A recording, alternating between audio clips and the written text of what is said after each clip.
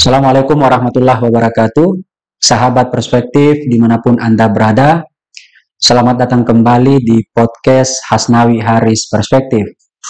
Pada episode kali ini, kami akan membicarakan dua konsep penting yang sangat relevan dengan dunia pendidikan kita saat ini, terutama dalam menjemput atau menuju kepada kompetensi abad 21 yang semakin penting untuk dimiliki oleh para peserta didik kita. Konsep itu adalah deep learning dan deep thinking. Nah, inilah konsep yang hari ini kita akan mendengarkan perspektif dari Profesor Hasnawi Haris.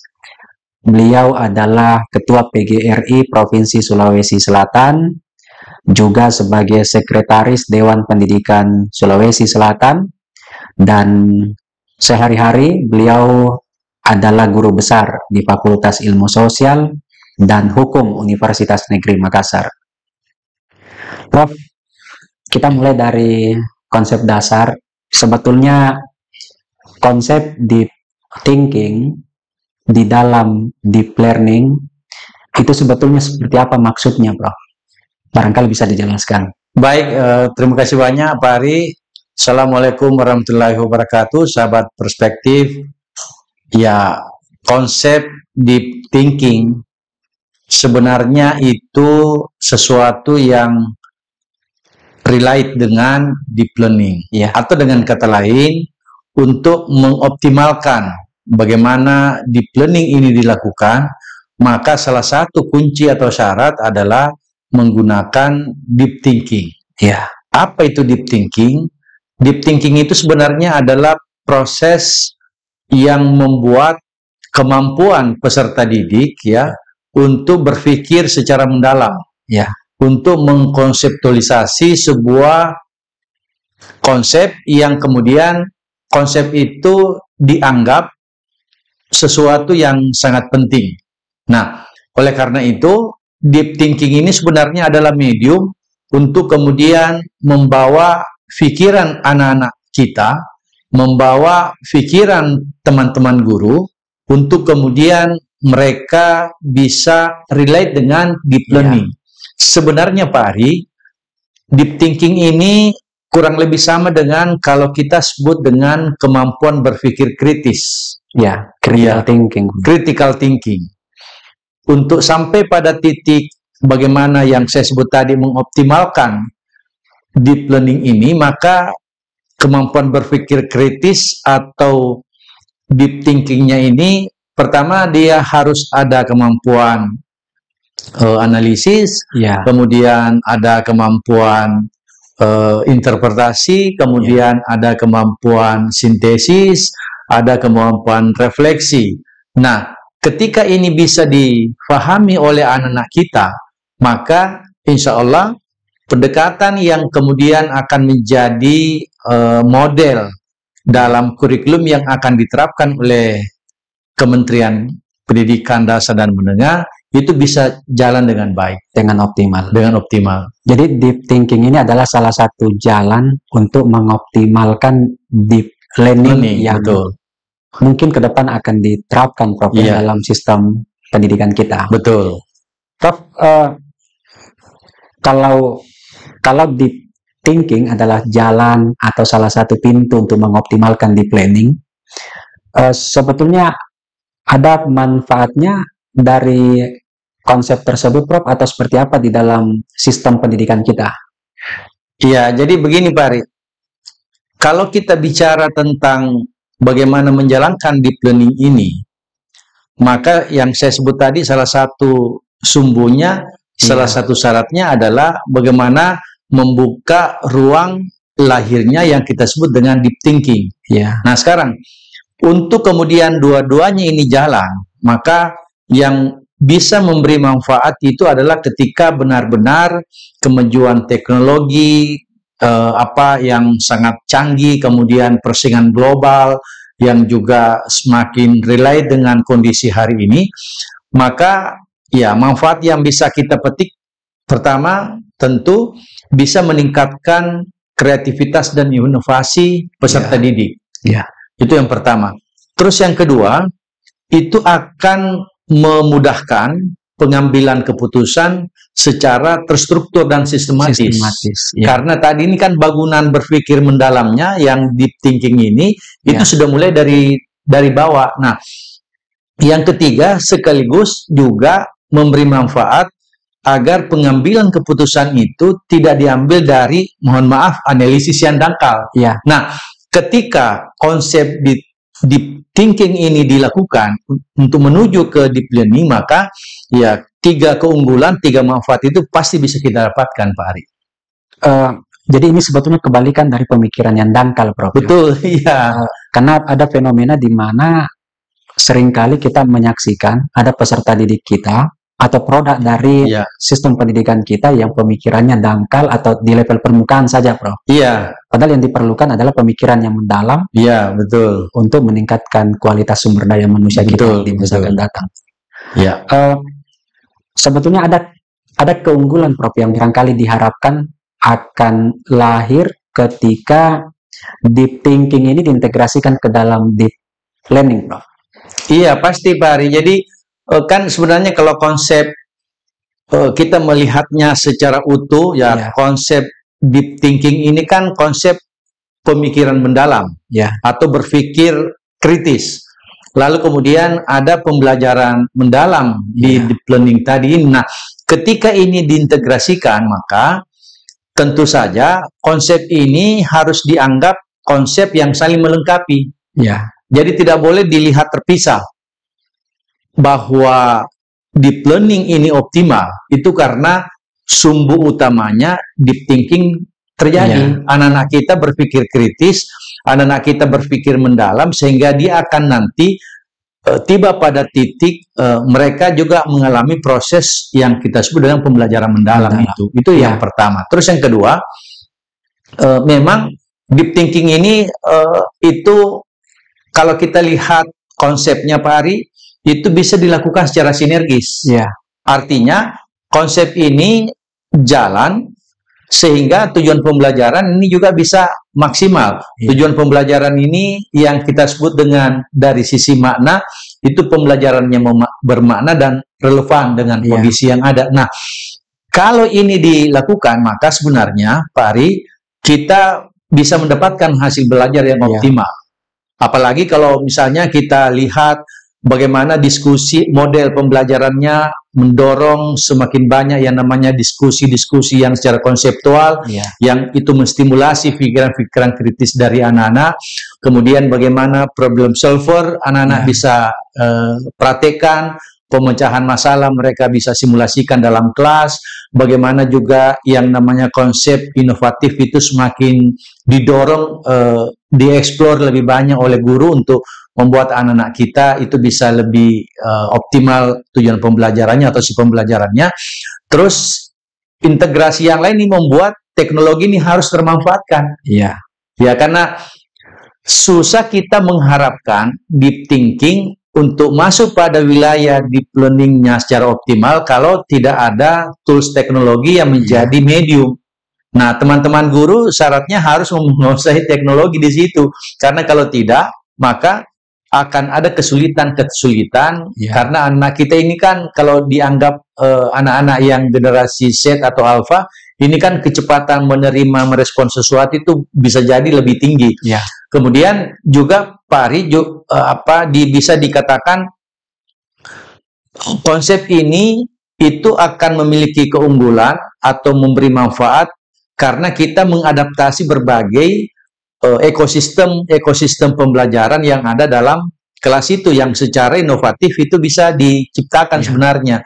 Sehingga ketika ini bisa dilakukan, maka proses pembelajaran yang kita sebut tadi dengan pembelajaran mendalam itu bisa dicapai karena titik awalnya tadi anak-anak kita sudah berpikir kritis secara mendalam atau kritis, Prof. Pertanyaan yang terpenting, Prof, sebetulnya kalau keunggulan tersebut sangat mungkin dicapai ketika titik startnya adalah berpikir secara mendalam, bagaimana mengintegrasikannya, Bro? Ya, Karena mungkin ini kesulitan-kesulitan yang akan kita hadapi. betul. Guru di sekolah mungkin akan menghadapi itu. Bagaimana mengintegrasikan kemampuan berpikir mendalam ke dalam pembelajaran mendalam, Bro? Ya, baik Pak Ari. Jadi sebelum sampai pada menjawab pertanyaan Pak Ari, bagaimana mengintegrasikan dalam proses pembelajaran ini, pertama dulu secara konseptual harus dipahami bahwa deep thinking atau berpikir mendalam yang kemudian juga bisa kita asosiasikan dengan istilah berpikir kritis atau critical thinking, maka sebenarnya kalau ini dilakukan, topangan pendekatan pembelajaran deep learning yang sebelumnya sudah ada ini, yang akan menjadi tujuan dengan topangan pertama yang kita sebut dulu dengan mindful, bagaimana pembelajaran berkesadaran, kemudian meaningful, pembelajaran bermakna, kemudian joyful, pembelajaran yang menyenangkan. Nah, ketika ini dilakukan, maka ketiga aspek ini kemudian itu menjadi pendukung utama supaya pembelajaran bermakna tadi ini di titik akhir bisa tercapai. Nah, secara prinsip itu yang harus difahami oleh teman-teman guru. Sehingga kalau ada pertanyaannya Pak Ari, bagaimana melakukannya? Nah, inilah yang menjadi butuh skill sesungguhnya. Butuh kemampuan dari teman-teman guru untuk melakukannya dengan maksimal. Tapi dengan catatan tadi secara konsep harus paham dulu sebenarnya. Paham deep thinking dalam deep learning. Satu, Pak Ari. Langkah pertama yang bisa dilakukan adalah memang harus diskenariokan waktu untuk guru agar melakukan perenungan. Jangan terlalu cepat atau terlalu tergesa-gesa mengambil keputusan dalam sebuah proses pembelajaran. Dia harus merenung, dia harus melakukan semacam refleksi sebenarnya, meskipun itu juga ada faktor, ada sistem lain yang membuat refleksi itu ada. Nah, sehingga kalau mereka sudah menyiapkan waktu dengan baik, faktor perenungan dia sudah lalui, maka dia akan terbiasa mengambil keputusan tidak tergesa-gesa. Itu pertama, Pak Ari. Yang kedua, memang teman-teman guru saya sebut tadi itu skill, Pak Ari. Mereka harus terbiasa, bahkan menurut saya perlu melakukan simulasi-simulasi dalam membuat pertanyaan-pertanyaan mendalam. Karena kayak mau dituju tadi ini adalah pembelajaran bermakna, pembelajaran mendalam dari deep learning dengan cara berpikir kritis, deep thinkingnya, maka keterampilan bertanya harus dia lakukan juga. Jadi kalau kita masih ingat misalnya ada pertanyaan 5W1H, ya pertanyaan apa, mengapa, kapan, di mana, dan bagaimana. Pertanyaan seperti ini sebenarnya adalah pertanyaan yang harus melekat ketika konsep deep thinking ini bisa termanfaatkan dalam deep learning. Itu yang kedua, Pak Ari. Terus yang ketiga, harus terbiasa teman-teman guru juga membuat analisis dari berbagai sudut pandang, dari berbagai perspektif. Jadi tidak boleh ketika melihat sesuatu, karena kan pembelajaran berkesadaran itu pembelajaran yang relate dengan keadaan peserta didik, maka dia harus punya pandangan, dia harus punya perspektif yang tidak boleh tunggal, harus jamak dari berbagai aspek itu dilihat dengan baik seperti itu, Pak Ari. Sehingga kalau ini dilakukan, maka itu bisa membuat anak-anak kita juga merasa terpancing, karena guru ini dari gayanya, dari berbagai macam sudut pandang mereka bisa sampaikan. Itu yang ketiga. Terus yang keempat, Pak Ari, ada namanya mind mapping. Nah, guru harus terbiasa melakukan itu. Kalau mau mendapatkan hasil deep learning yang optimal dengan menggunakan kunci, salah satu kunci deep thinking, maka mind mapping ini harus dilakukan. Guru harus terbiasa untuk melakukan pemetaan konsep misalnya, atau mengklasterisasi sebuah kondisi, sebuah konsep, sehingga proses pembelajaran itu bisa dia lakukan dengan baik.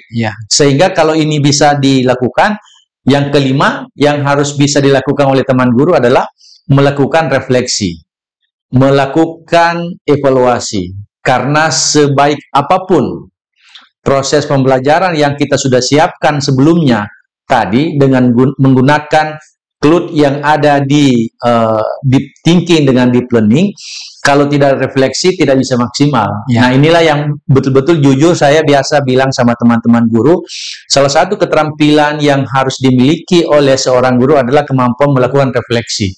Kenapa? Karena kita bisa menemukan sesungguhnya di mana titik, tidak hanya kelemahan, titik kelebihan kita ketika mengajar, kan harus direfleksi. Oh ya, ketika saya menyampaikan tadi ini, anak-anak yang saya ajar ini cenderung liar pikirannya, cenderung tidak fokus misalnya, sehingga untuk berpikir kritis tidak bisa kita manfaatkan. Nah, refleksi seperti ini itu ibaratnya sama dengan dulu saya kira di tahun-tahun awal 2000-an Pak Ari, ada konsep metode pembelajaran berdasarkan classroom action research, penelitian tindakan kelas. Salah satu kekuatan dari PTK, penelitian tindakan kelas, classroom action research, itu adalah refleksi. Di situ bisa kita temukan apa yang harus dilakukan ketika terjadi problem, ketika terjadi masalah misalnya, apa yang harus kita support ketika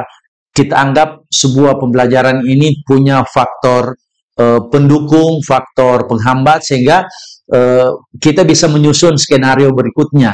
Nah, tetapi tidak cukup refleksi, harus didampingi oleh apa yang kita sebut dengan evaluasi.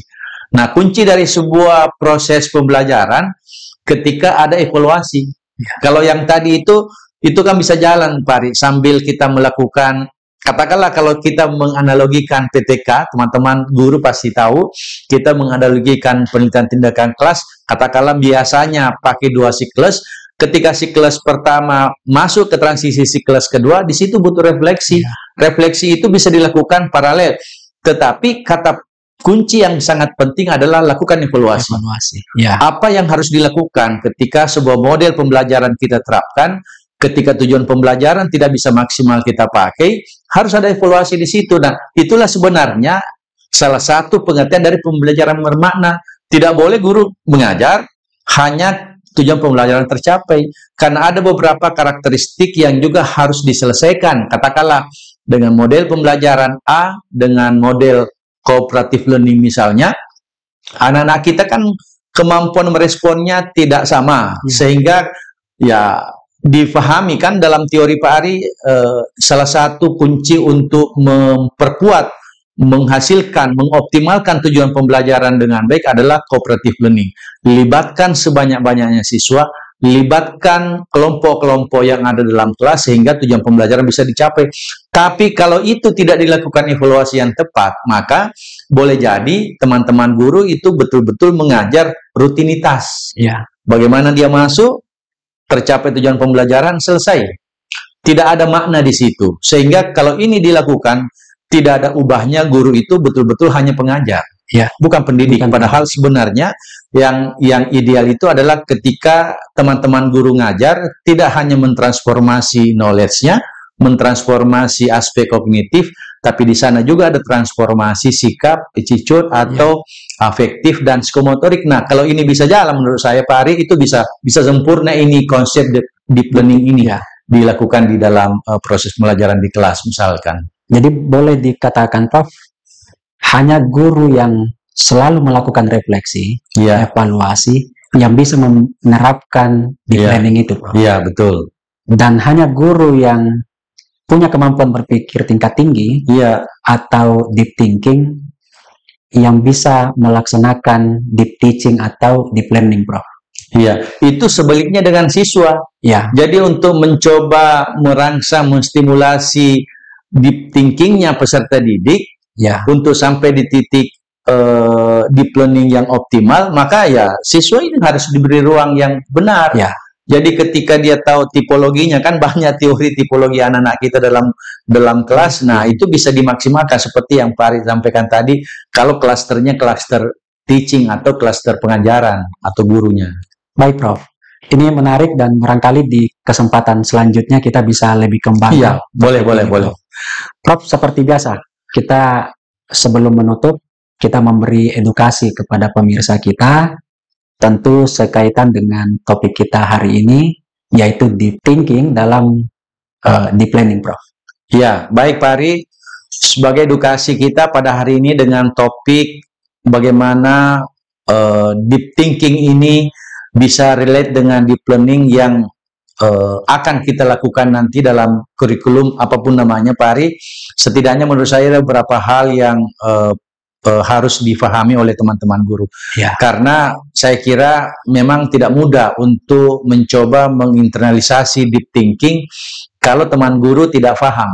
Ya. Jadi harus mereka paham syaratnya untuk sampai mengoptimalkan deep learning-nya. Pertama itu teman-teman guru harus punya skill yang namanya inquiries. Inquiries itu kemampuan menemukan sesuatu. Ya. Jadi ya, sebuah proses pembelajaran itu kan sebenarnya lahir kalau proseduralnya kan teman-teman tahu. Ngajar itu kan ada kegiatan pembukanya, ada persepsi, ada kegiatan inti, ada kegiatan penutupan misalnya atau menutup, itu selesai.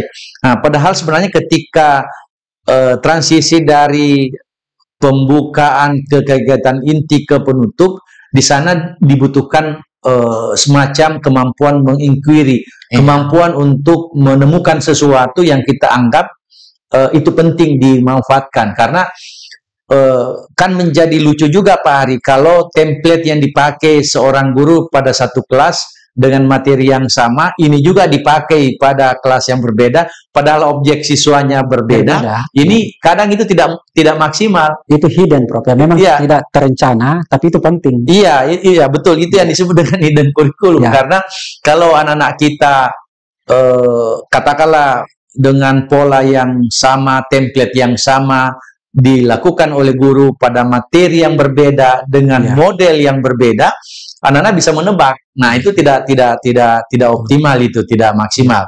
Yang kedua, Pak Ari, anak-anak kita itu atau teman guru maksud saya itu harus ada yang disebut dengan knowledgeable. Knowledgeable itu artinya pengetahuan itu harus dipandang oleh guru sesuatu yang bisa didapatkan oleh anak-anak. Sesuatu yang didapatkan oleh guru. Nah, ini sebenarnya mensyaratkan guru itu harus mencari sumber belajar, sumber informasi, tidak hanya dari satu buku, tidak hanya dari satu jurnal, tidak hanya dari satu sosial media, tapi dari berbagai sumber belajar. Nah, itu yang kedua, Pak Ari. Kemudian, yang ketiga, ada namanya thinkers. Thinkers ini memang ada kaitannya dengan deep thinking tadi.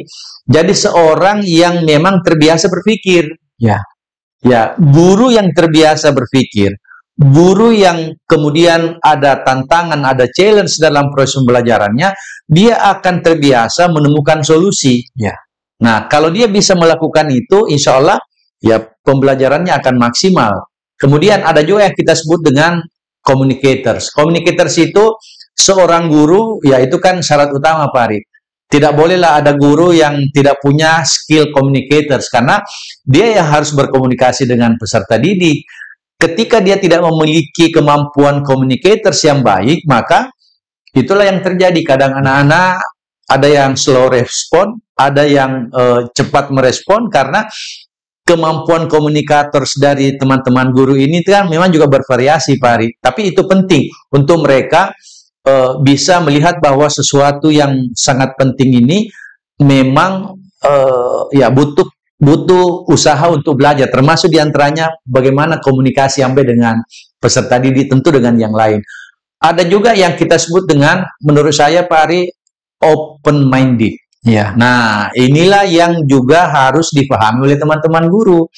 Tidak boleh ketika dia sudah punya textbook, itulah yang dijadikan referensi bertahun-tahun, puluhan tahun, lalu tidak pernah membaca fenomena, tidak pernah membaca gejala, tidak pernah membaca fakta lain selain yang disebut tadi itu textbooknya atau satu buku teks itu harus dikembangkan. Jadi teman-teman guru syaratnya kalau dia menggunakan deep learning ini, kemudian menggunakan deep thinking sebagai pemicu untuk optimalnya itu, memang harus ada pikiran yang terbuka, pikiran yang bisa kalau ada perubahan dia bisa beradaptasi, kalau ada perubahan dia bisa melakukan sesuatu yang kelihatan katakanlah memang bisa dia lakukan. Kemudian Yang terakhir Pak Ari, saya ingin mengatakan ya ada rasa caring. Caring itu kalau dari sisi bahasa yang tepat adalah empathy. Ya. Empathy itu adalah bagian dari kerelaan seseorang menerima kondisi orang lain atau kesukarelaan seseorang untuk kemudian memahami kondisi orang lain untuk bisa merasakan apa yang dirasakan dengan itu. Nah, kalau ini bisa dilakukan oleh teman-teman guru, insya Allah saya kira keinginan kita untuk kemudian memanfaatkan deep thinking dalam rangka pencapaian deep learning yang optimal, insya Allah bisa dicapai itu Pak. Baik, saya kira itu. Baik, terima kasih Prof atas perspektif, atas edukasi yang diberikan kepada pemirsa kita. Sahabat perspektif dimanapun Anda berada, demikianlah perbincangan kami. Sampai jumpa pada episode selanjutnya. Pahami lebih dalam, edukasi tanpa batas, dan salam perspektif. Salam perspektif. Wassalamualaikum warahmatullahi wabarakatuh.